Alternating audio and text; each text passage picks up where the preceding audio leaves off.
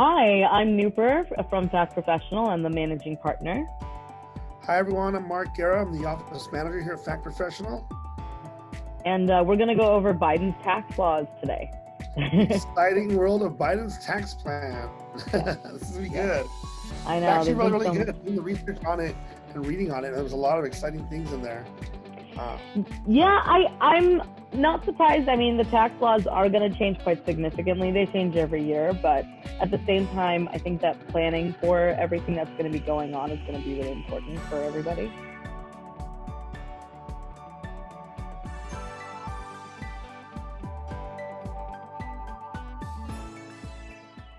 Obviously we're going to be talking about Biden's tax plans. But I will say that one of the biggest changes that happened in 2017 that went into 2018 is Donald Trump had made a plan which was put out as the Tax Cuts and Jobs Act. And that did a few really major things. One of the biggest things was for businesses, it cut taxes and reduced the percentages from 35 to 21%. And so Biden will be making some changes there. And aside from that, I had assumed originally that we would be putting in the effect of itemized deductions a little bit more. But after reading some of the laws, I found that we're still not going to be in the same place where we were before the Tax Cuts and Jobs Act, where we were able to itemize quite a bit. So I think those are going to be the most significant things. We'll go over them in a little bit more detail. But let's get started. So Biden's projected tax laws, critical updates before 2020 ends. All right, let's do this. So Biden's tax laws won't significantly increase taxes for individuals earning less than $400,000. And that's something that a lot of, the Trump administration talked about, where Biden is planning to increase taxes. It's going to be for people who are, or for taxpayers who are earning more than $400,000. That was a key thing to understand for people to know, because I know a lot of middle-class people were a little panicked over that. In general, taxes may go up, but his whole plan is really aimed at I always like to look at it not so much as taking the wealthy and really penalizing them, but just bringing the fair amount of shares to help keep the country going and whatnot. I think I had read, if I'm jumping ahead here, but I think I had read that Amazon paid like zero federal taxes last year. It's insane to me. It's crazy. Yeah. And that's a good point, and that's something you'll definitely be going over in terms of the fact that Amazon did pay zero in taxes last year, and there is a change that's going to be put in place to handle that. Great. So there's going to be an increase in income and payroll taxes on taxpayers earning more than $400,000. There's going to be limiting on the itemized deductions. And this one was a little disheartening for me, which is this includes state, local taxes, medical expenses, and mortgage interest, because this is really the crux of what most people use for itemization. So they haven't released a lot of clarity on this so far in terms of what the changes will be, but they have said that it's going to be a limiting in this area. So I don't think they'll bring down the standard deduction. They're going to be still itemizing, but the effect of it will definitely be a lot less. And one good thing for a lot of taxpayers who are under the lower income tax bracket is that there's going to be increases in tax credits for the earned income credit, even for those without children. So if your income falls below a certain threshold, they'll release a table that indicates that exact amount. But even if you do not have children, there's still going to be a benefit there for a lot of lower income taxpayers in the United States. Awesome. I like that. That's a good one. Yeah. All right. So we're going to go based on individual and then business as a separate section, because it is very different perspective-wise. So the first big thing is appreciated stock. The recommendation right now is to sell your stock in 2020 to avoid capital gains being taxed as ordinary income. So a lot of taxpayers did buy some stocks when the economy took a dip in March, and it has gone up over time. The recommendation right now is to sell your stock in 2020 to avoid additional taxes or changes in tax rates in 2021. So if you have made quite a bit of income and you're nervous about capital gains tax, it's better to sell now than to wait. Good stuff. Okay, good. Good info. Yeah. All right. Estimate tax planning. Consider gifting options for 2020. It is likely that lifetime exclusion amounts will significantly decrease in the future. So if there are any estate tax planning, excuse me, I said estimate, estate tax planning, if there is anything with estate tax planning that you are worried about or nervous about, I really recommend speaking to an attorney who specializes in this area. And a tax attorney, would be someone who would be really helpful. We can also help here if you are planning to make any changes in terms of your estate, because it is good to consider this before the end of 2020. That's good. That's good. And we're doing that here. We're doing estate planning here at the office. We can do that here already. As well. I think it's always good to get both, to get, somebody who focuses on the tax side, somebody who focuses on the legal aspects, and to have them work in conjunction to handle any issues that you have in regards to an estate. Awesome. Awesome. Yeah.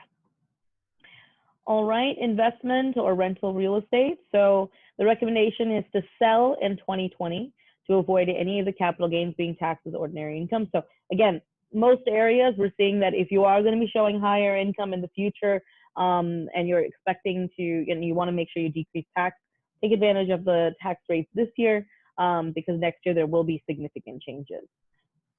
And another thing that I thought was really interesting and a cool way to handle this is consider doing some type of exchange of your properties that have large equity. So if you have a really large property, and to reduce it into smaller properties, so you can spread out your future sales. I thought that was a really interesting way of handling this, because obviously if you have a really large property, maybe a huge apartment complex, and you are concerned about significant capital gains if you're thinking to sell, this could be a really good way to reduce that, or at least to mitigate that over the next few years. Yeah. Interesting. All right. I'm learning as you're talking. I'm learning as you're talking about this. Like, whoa, it's that part. There's some really, I was very intrigued to see the changes, and again, they change every year. Tax law is expected to change every year. We have a beautiful book that we have to go through every year, but this is one where, this will really dictate what the next 4 years are going to look like, and create a really interesting foundation for how we can plan for the next few years. So medical expenses. So we talked at the beginning about how he's going to be limiting some of the medical expenses on the itemized deductions. So if you were considering having any major medical procedures, I don't know not too many people that I know of plan taxes along with their medical procedures. But I will say that if you were hoping to claim the cost of any major medical procedures, and you fall within that limit, then you should take advantage of it this year instead of waiting till next year, because there will be certain limits in place. Okay, good. Yeah. Noted. Noted. So if you have anything coming up, God forbid, but right, but that's good to know, though. It's good to know that you can start to think about that. Some people may be in that situation right now. Well, there's some significant things that people do plan, like if you are planning to, there's some couples who plan fertility treatments, and the cost of fertility treatment can be taken, but it is a very expensive process. And if you start the process this year and pay the cost up front now, then you can really take advantage of that. That's usually the areas where you can really make those types of decisions and plan. Okay. At least that's from my experience. I've seen quite a few clients who go through that process and want to claim that expense because it's a very significant expense. Yeah. All right. Donations. If you're considering any large donations, make them in 2020. So same thing, if you're planning to make donations, a lot of taxpayers like to make donations around December. So for tax planning and for charitable purposes. But we do recommend that you take advantage of it in 2020, because we have found that, it'll have a larger effect in 2020 than the potential in 2021. Okay, that's good. All right. Anything you found online you wanted to add to this? Looking at a lot of it, I think you kind of covered quite a bit of it as well. You talked about I think it also mentioned about the expansion of the child tax credit. Did you have that in there as well? No, I haven't expanded on that. What do we have on the expansion of the child tax credit? Well, he's considering to raise it to $3,000 for children aged 17 and under. Okay. plus another $600 bonus for the kids that are under 6 years old.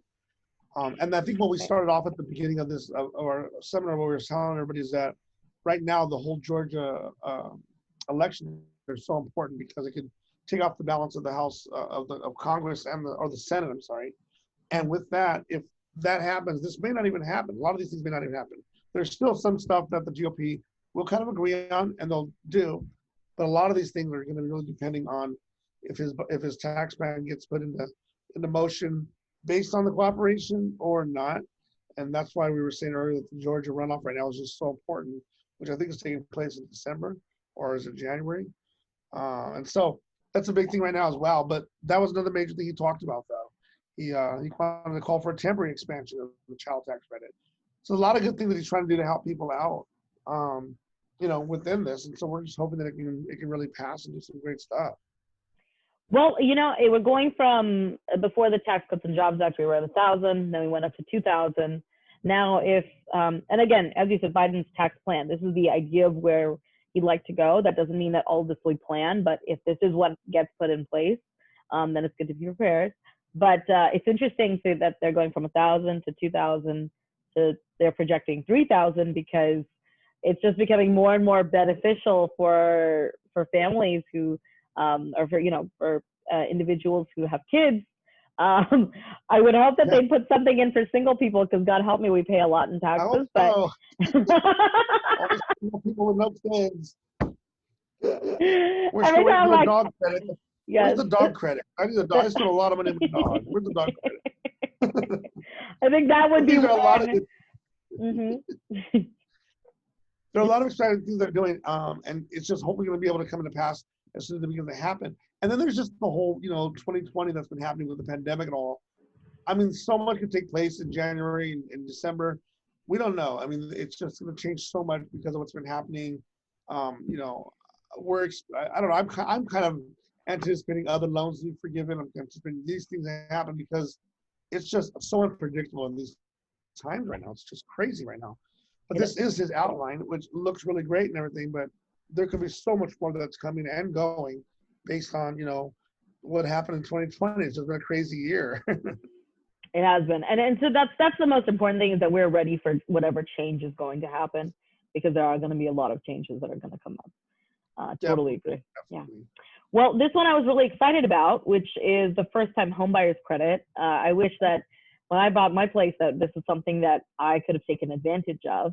So during the Obama administration, they did have the first-time homebuyers credit, and one of the things Biden said that he'd like to do is bring it back. Really unfortunate for a lot of people, a lot of the taxpayers who did buy homes in 2020. We definitely had an explosion, especially in California. However, there is a projection that they're looking to bring back the first-time homebuyers credit for up to $15,000, which is going to be really significant. Awesome. Yeah. So this is once you buy a home, there's so much you have to put in terms of improvements, new furniture. I would always love to hear, that would be something that that you can take advantage of when you are buying your first home. Wish I could have gone backwards in time and planned for that one, but you never know. So, but this now, have we ever had that? I thought there had always been at one point. It was, yeah, during there was during the Obama administration, there was the first-time home buyers credit, and that has changed now. So it's something that they want to bring back. Oh, that's awesome. Yeah. That's awesome. Yeah. Energy efficient investment. So this is one question I get pretty often in December, is solar panels. Do I buy solar panels? Do I wait? So this is a little bit of a toss-up because they are bringing down, so the credit for solar panels has slowly been going down every year. The current residential credit is due to drop 4%, so it's due to drop in 2021 to 22%. So what that means is you can take 22% of the cost of purchasing, and that's again purchasing your solar panels, and that's a really big advantage that the federal government has put in place. However, they are slowly decreasing that amount. Now, with Biden in the White House, there may be a significant change. We're expecting that because I think there is a bigger push from this administration to focus on initiatives that help the planet, all the things that we need to focus on oh gosh, I feel like we hear it all the time. Where global warming. I forgot the term global warming in this process because I was just focused on the solar panel credit. But this is going to be an initiative that they may put in place in the next year. So I think this is something that everyone who is planning to invest in this area, if you do have extra funds to do it for your home, they may want to wait based on what our expectation is. When you have certain families that do they do the solar change, the solar panel for their homes, but don't pay up front, but go the routes of financing it to be able to over time, is this also considered a part of that? Do they do it based on when you signed or when it's paid off, or how does that? Do you know how that works? Well, usually that's a good question. Usually we try to say, well, if you give us paperwork and an invoice that states that this is the amount, that's what we have them use on their tax return. That's good. Yeah. Okay. And whenever you're filing your taxes, it's really helpful to have that information, but it is based on the cost that's spent. That's good to know. Yeah. Something I thought was interesting because it's a little here and there. All right. So that's for individuals. Were there any other notes that you had on individuals? Individuals, no, you covered a lot of it. There was really, really good stuff there. You covered most of it. Yeah. All right, great. Well, let's move on to businesses. So this is something that is going to shift for businesses quite a bit. One of the biggest things is, as I mentioned, the Tax Cuts and Jobs Act. So we're decreasing, or the Trump administration had decreased the corporate tax rate from 35% to 21% as a flat amount. Biden's proposal is to raise the rate from 21% to 28%. Not quite where it was before Trump made the changes, but definitely higher. So a lot of the push between all of these slides, the next slides you're going to see, is to push expenses to the next year, because if you can push an expense next year, you can take a better advantage of it in the next year, therefore decreasing your net income and decreasing your taxes. So if you were looking at end of the year spending anything that is within a certain budget, I know that if we had a budget for, let's say office expenses or office supplies, and we wanted to make sure we spent that amount out, now the bigger push is to spend it in 2021. Mm-hmm. Interesting. Yeah. And as you mentioned at the beginning of the video, Biden is proposing a minimum 15% increase in taxes on corporations that earn 100 million or more, which is exactly where Amazon is at. I think they'd earned 11 billion or something like that. Yeah, they're a little more than 100 million. Yeah. A little bit. Yeah. So that is going to combat some of those issues that really got publicized in regards to Amazon's taxes. Yeah. And there were a number, not just Amazon, there was a number of Fortune 500 companies that were all had hit that threshold and just didn't pay. It's phenomenal. Yeah. It'll be interesting to see how things change based on that. So business expenses. No, go ahead. No, I was just going to say real quick, it just says that in 2018 alone, 60 profitable Fortune 500 companies reported not paying any federal income taxes, despite earning billions of profits. That's based off of an article out of Forbes.com. And so it's just like, it's so amazing that they can bring in so much and be able to not contribute that back to the federal government when our economy needs that, when the federal government and the deficit needs that. It's just incredible. And I'm all for capitalism. I believe that people should make money and you should be rewarded for your hard work. But I think you should also be able to give back, what you need to be, give your fair share as well. To give back to the same country that just gave you all your wealth. Basically. So. But our job is to reduce taxes. We're in this interesting space where, yes, we need to push that, but then how do we bring everyone's taxes down? That's the big push here too. But I agree with you. I agree that, while we definitely want to decrease taxes, at the end of the day, taxes are to support, we pay them out to support all the different funds that we're able to take advantage of, either due to hardship or just anything else in terms of our infrastructure. So I agree with you. Yeah. So business expenses. So you may want to defer the business expenses until next year to avoid income being taxed at a higher rate, especially for C Corps. That's the specification for C Corps in that 35%.